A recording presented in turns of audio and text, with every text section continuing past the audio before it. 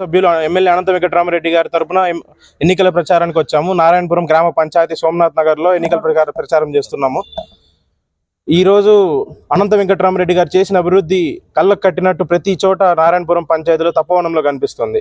ప్రతి చోట రోడ్లు వేశారు, డ్రైనేజీలు చేశారు, అనేక అభివృద్ధి కార్యక్రమాలు ఈ రోజు అనంత వెంకటరామరెడ్డి గారు అనంతపురంలో చేసి అనంతపురాన్ని ఒక మెరుగైన అనంతపురం పట్టణంగా తీర్చిదిద్దారు.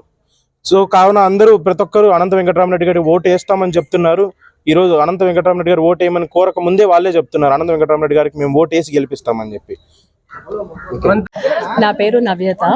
ఇవాళ వైఎస్ఆర్సీపీ పార్టీ తరఫున అనంత వెంకటరామరెడ్డి గారి కోసం నారాయణపురంలో ప్రచారం చేస్తూ ఉన్నాము. ఇంటింటికి ప్రచారం చేస్తున్నాము. ప్రతి పథకం వివరిస్తూ ఉన్నాము. అందరూ చెప్తున్నారు అన్ని పథకాలు చేరాయి అని చెప్పేసి.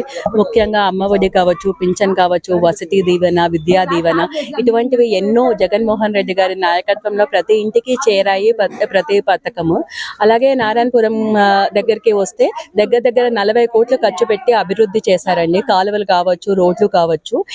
కొంచెం నీళ్ళ కనెక్షన్ ఒకటి పెండింగ్ ఉంది. అది కూడా ఎలక్షన్ అయిపోతూనే ఖచ్చితంగా చేస్తామని చెప్పమన్నారు మన ఎమ్మెల్యే అనంత వెంకటరామరెడ్డి గారు. వెంకటరామరెడ్డి గారి గురించి చెప్పాలంటే అనుభవం, ఆలోచన, తపన ఉన్న వ్యక్తి. ఖచ్చితంగా ఒక యంగర్ జనరేషన్ కి ఇన్స్పిరేషన్ గా తీసుకోవచ్చు.